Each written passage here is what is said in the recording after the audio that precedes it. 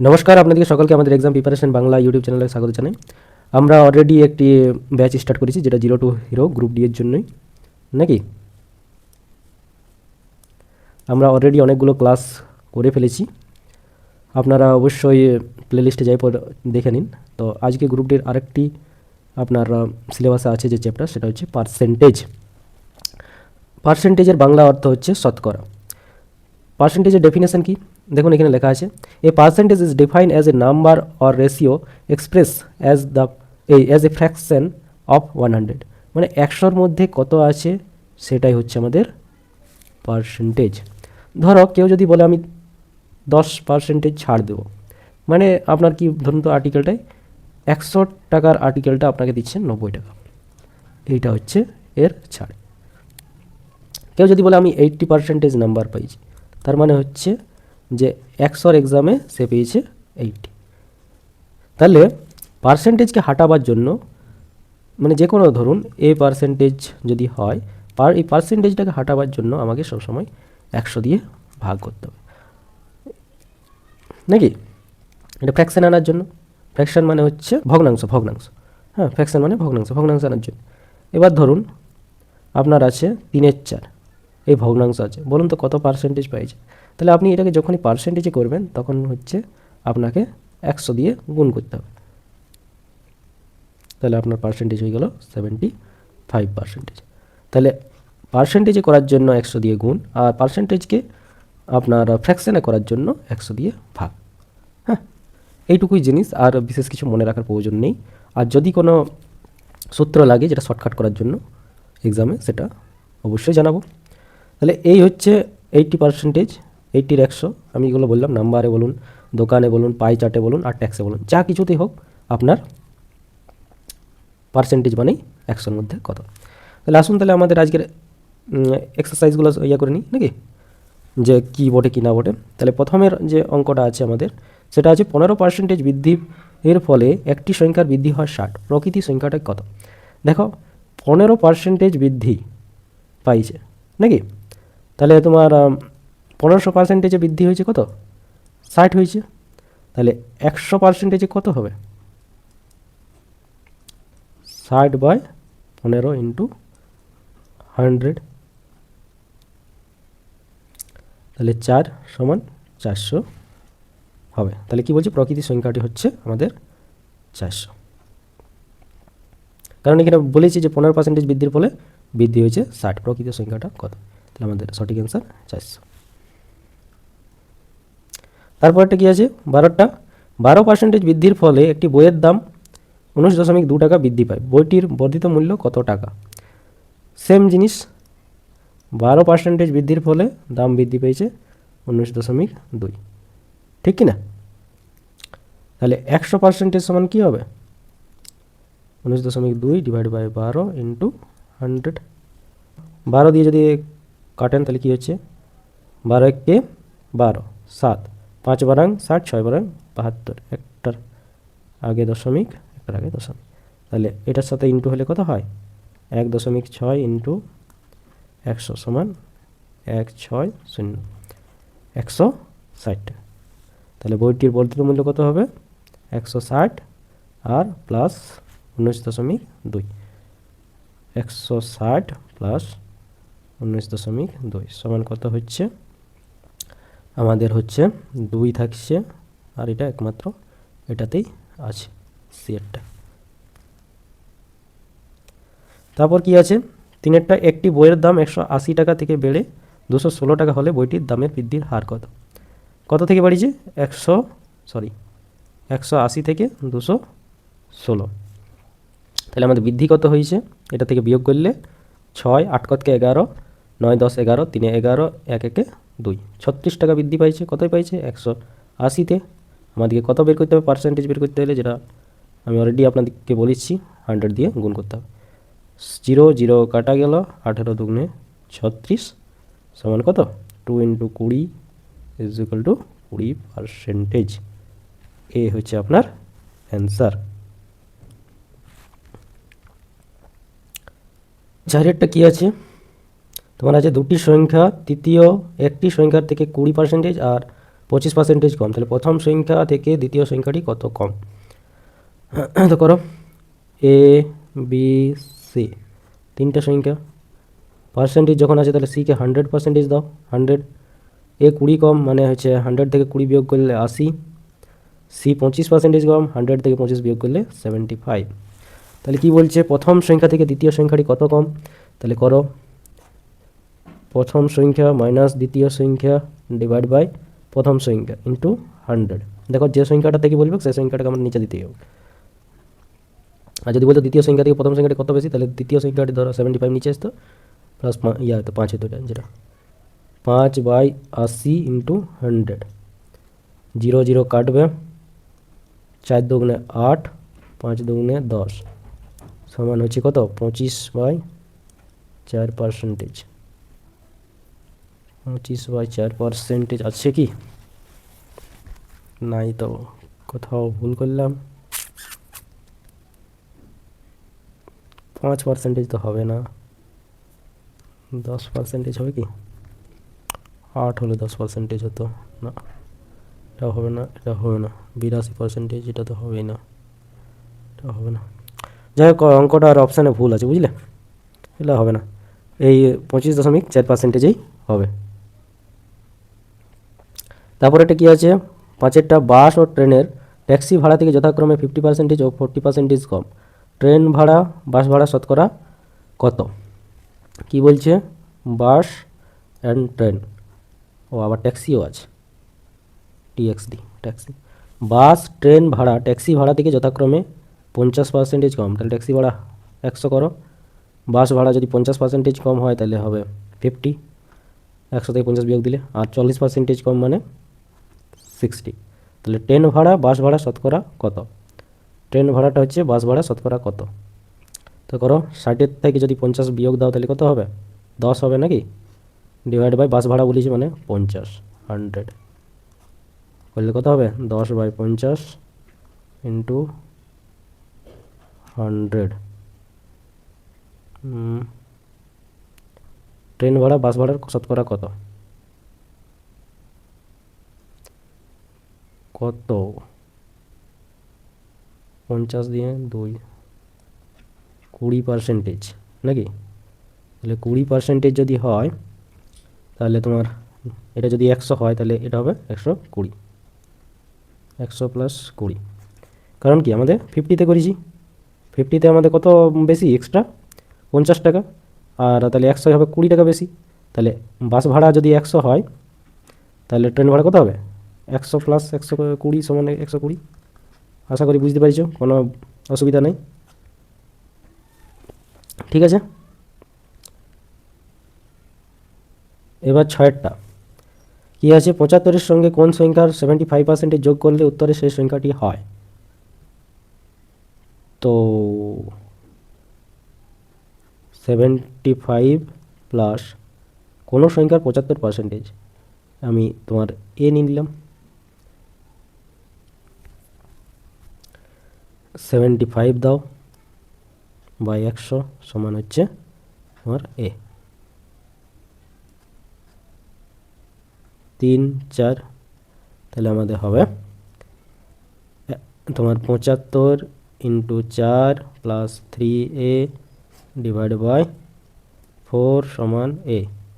और 75 4 75 কত হবে তোমার 300 plus 3a, sorry 3a 4a, তাহলে এদিকে 3a গেলে কী হবে, বিয়োগ হয়ে যাবে, তাহলে এ হবে এ ইকুয়াল টু 300, ডি সঠিক অ্যান্সার।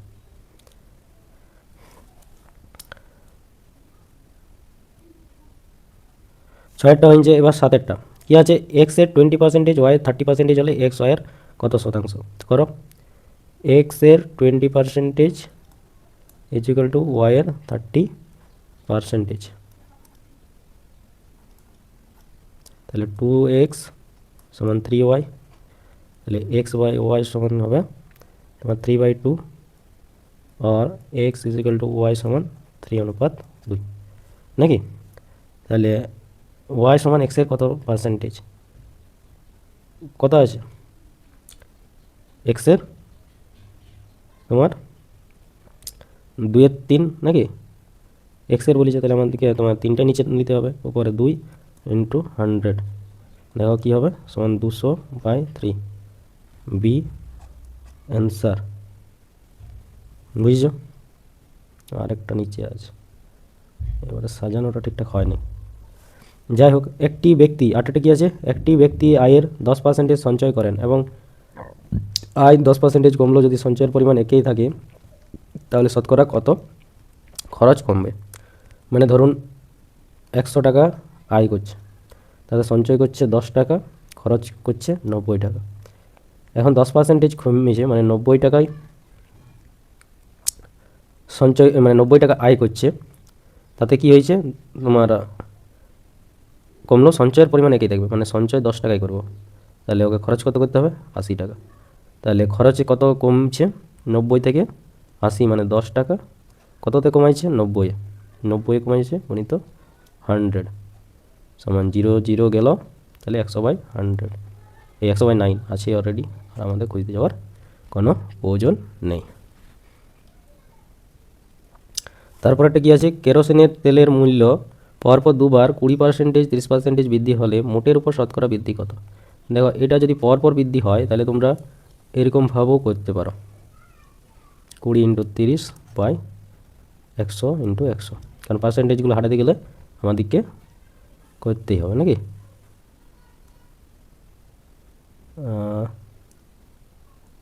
কিছু ভুল করলাম কি, ও না, এটা 100 হয়, এটা সূত্র ওটা, a + b × ab/100, তাহলে এটা হয়ে যাবে 56%, যেটা তোমাদের আছে।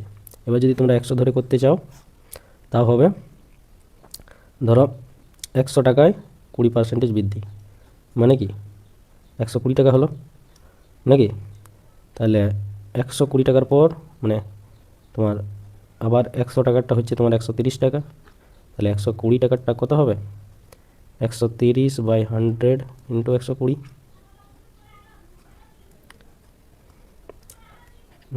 12 × 12 = 24, 3 × 36 = 6, হাতে রইল 3, 12 × 12 আর 3 × 15, 156 কত ছিল, 100 টাকা ছিল, তাহলে 100 টাকা বিয়োগ করলে 56, তাহলে বৃদ্ধি কত পাইছে, 56% শতকরা বৃদ্ধি পাইছে। তো তোমরা যেটাই করতে চাও করতে পারো, এটা সূত্র, দুবার বৃদ্ধি পেলে এ প্লাস, সূত্রটা এদিকে লিখে দিচ্ছি, কালারটা চেঞ্জ করে নিই, a + b + ab × b/100, এটা হচ্ছে সূত্র বৃদ্ধি পাওয়ার। তারপর কি আছে, পেট্রোলের মূল্য বাজেটের আগে ও পরে 20% হ্রাস পেলে বৃদ্ধি ও হ্রাসের হার কত। যে বাজেটের আগে তোমার 20% বৃদ্ধি পাইছিল, তারপর 20% হ্রাস পেল, এটাও একটা সূত্র আছে, a - b - ab/100, তো করতেই পারো, 20 - 10 - 20 × 10/100, 10 10 শূন্য শূন্য কাটা গেল, তাহলে আমাদের কত রইল, 20 - 12 = 8%, তাহলে কী হয়েছে, 8% আমাদের বৃদ্ধি পাইছে নাকি, কারণ এটা পজিটিভে এসছে, পজিটিভে এলে বৃদ্ধি পাবে। এবার তোমরা যদি চাও যে স্যার এটাও দেখান দিন ওইভাবে, যে সূত্র ছাড়া কিভাবে করব, তাহলেও দেখো, পেট্রোলের আগে মূল্য কী ছিল, 100 টাকা, বৃদ্ধি পায় কত হয়েছে, 120 টাকা, তারপর কী হয়েছে, 100 টাকায় হ্রাস পাই হয়েছে 90 টাকা, তাহলে 120-তে কত, এটা যদি করো তাহলে কী হবে, 90 × 120/100, দুটো শূন্য দুটো শূন্য কাটা, 8 × 108, তার মানে কি 100 থেকে 108, 8% বৃদ্ধি পেয়েছে। বুঝতে পারছ, 9 × 108। দেখো পরেরটা কি আছে, একটি টিভির মূল্য দুবার যথাক্রমে 40%, 10% হ্রাস পেলে মোট হ্রাসের হার কত। একটি টিভির মূল্য আছে যে তোমার দুবার যথাক্রমে হ্রাস পেয়েছে, তাহলে তোমার হ্রাসের হার কত, কিছু না, এটা 40 ছিল, +10% হ্রাস পেয়েছে। এটাও আবার প্লাস হবে, কারণ দুবার তোমার হ্রাস পেয়েছে মানে বেশি হ্রাস পাবে। হ্রাস পাক আর বৃদ্ধি পাক সেম জিনিস, তাহলে আমাদের হবে 54%। তোমার 100 ছিল, 60 হলো, তাহলে এবার 60 থেকে 10% মানে কি 60-এ 10% 6, তাহলে 6 বিয়োগ করলে 54। দেখো সবগুলোই সহজ। তাহলে এখন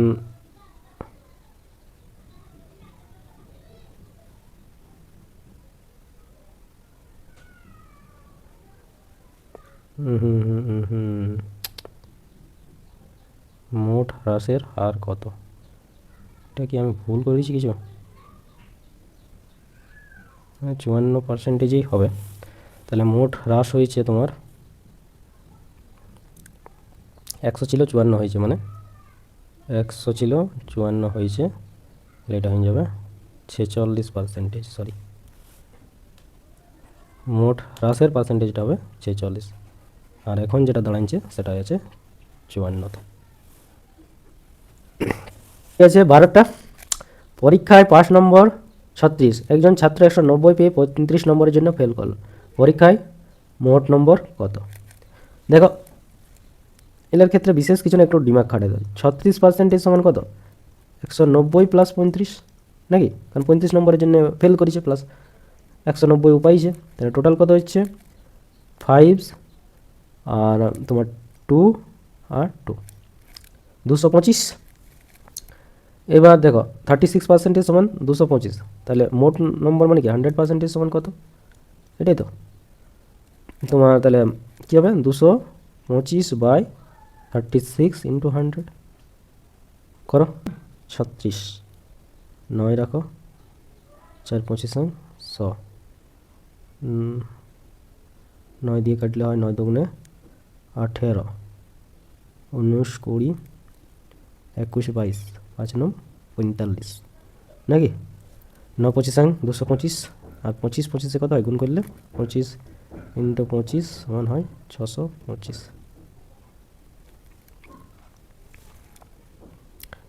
তারপরেরটা কি আছে, এক পরীক্ষায় 5 নম্বর 30%, এক ছাত্র 85 নম্বর পেয়ে 10 নম্বরের জন্য পাস করলো, পরীক্ষায় মোট নম্বর কত? তো 35% সমান হচ্ছে তোমার 85 আর 10 নম্বরের জন্য পাস করেছে, তাহলে হবে 75। বুঝতে পারছো, 85 মাইনাস 10, তাহলে 100% সমান কত? ঠিক না, এটা আমরা এরকম করতেই পারি, 10% সমান 25, তাহলে 100% কত হবে? 10 দিয়ে গুণ হবে 250। সি, বুঝতে যদি না পারছো তাহলে করিয়ে দিচ্ছি, 30% সমান হচ্ছে 75, আর 100% সমান কত? তাহলে 75 ইন্টু 100/30, কাটো 250। এবার বুঝতে পারছো। 14 নম্বরের কোয়েশ্চেনটা কি আছে, একটি শহরের জনসংখ্যা তোমার একক দশক শতক হাজার অযুত লক্ষ 1,80,000 নাকি, প্রতি বছর জনসংখ্যা 10% হারে বৃদ্ধি পেলে 2 বছর পর জনসংখ্যা কত হবে? দেখো 10% হারে বৃদ্ধি পাওয়া মানে কি 100, 10% বৃদ্ধি পেয়েছে মানে 10 বৃদ্ধি পেয়েছে, তাহলে 1 বছর বাদে 1 বছর পরে কী হবে, 100টা হয়ে যাবে 110 জন নাকি, তাহলে 110 জনেরটা কত হবে? 110-এর 10% মানে 11 জন, তাহলে তোমার পরের বছর যোগ হয়ে যাবে এর সাথে 11 জন, তাহলে আমাদের পরের বছর কত হচ্ছে 2 বছর পর, 2 বছর পর হবে 121 জন নাকি, তাহলে 100 যদি 121 হয়, তাহলে 1 8 1 2 3 4, এটাই কত হবে? তাহলে 121/10 ইন্টু 100, 4টা শূন্য, 2টা শূন্য, 2টা শূন্য গেল, তাহলে আমাদের যেটা পড়ে থাকলো সেটা তোমার 121 গুণিত 1 8, 2টা শূন্য, গুণ করো 18 কে 18 8 হাতে রইলে 1, 8 2 36, 1 37, 7 হাতে রইল 3, 18 কে 18 আর 3 19 20 21, 2টা শূন্য, তাহলে এইটা হয়ে গেল তোমার সঠিক অ্যান্সার।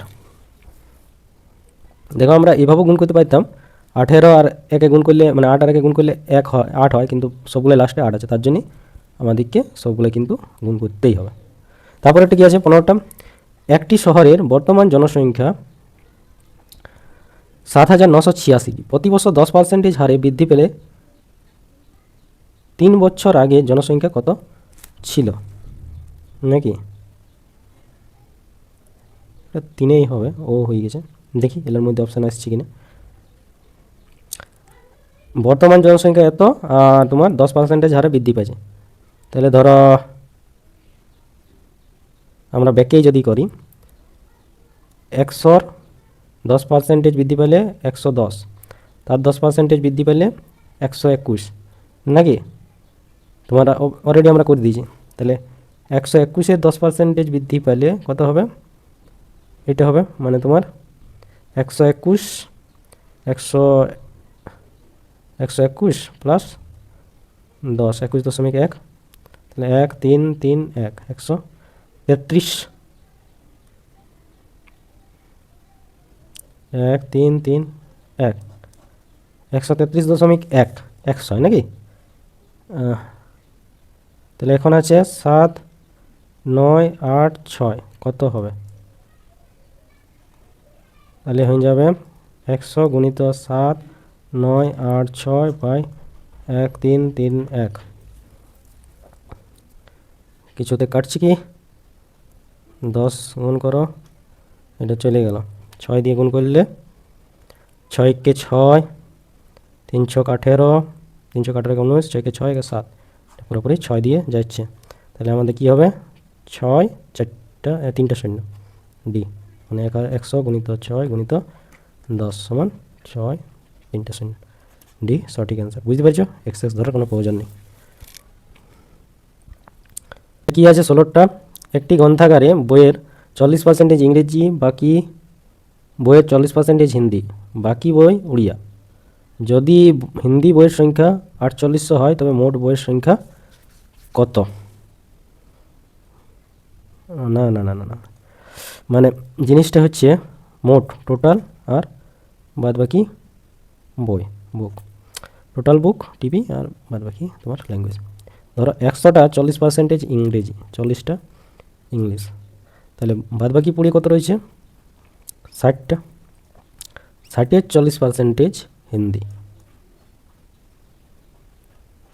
মানে 24, টোটালের 24% হচ্ছে তোমার হিন্দি বই। এখানে বলে দিয়েছে 24% সমান হচ্ছে 4800, তাহলে 100% সমান কত হবে 24 দুগুণে 48, সরি, তাহলে টোটাল বই হয়ে যাচ্ছে 100% সমান তোমার 20,000, নাকি 1 দশক শতক হাজার অযুত 20,000, হ্যাঁ আছে ডি। তারপরে এটা কি আছে 17টা, কোনো দ্রব্য মূল্যের 15% বৃদ্ধি পেলে দ্রব্যটি বিক্রি 20% কমে গেল, এর ফলে বিক্রয়ের কি প্রভাব পড়ল?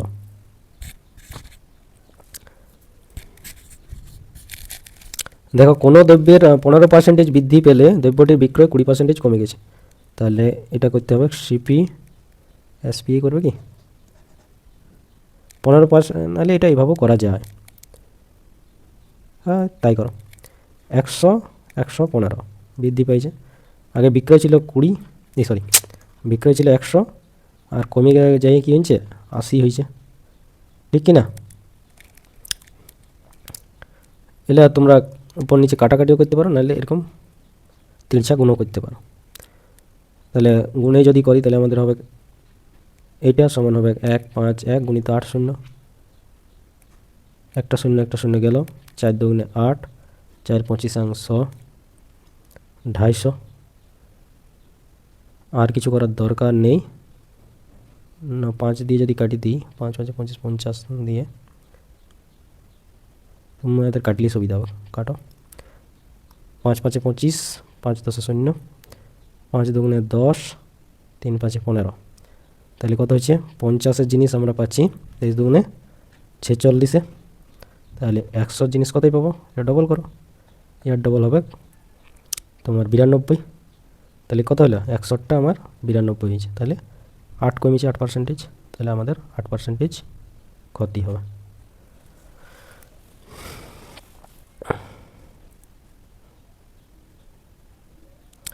তারপরে কেরোসিনের মূল্য 30% বৃদ্ধি পাওয়ায় অন্য পরিবার কেরোসিনের ব্যবহার কমানো হলে খরচ 4% বেড়ে গেল।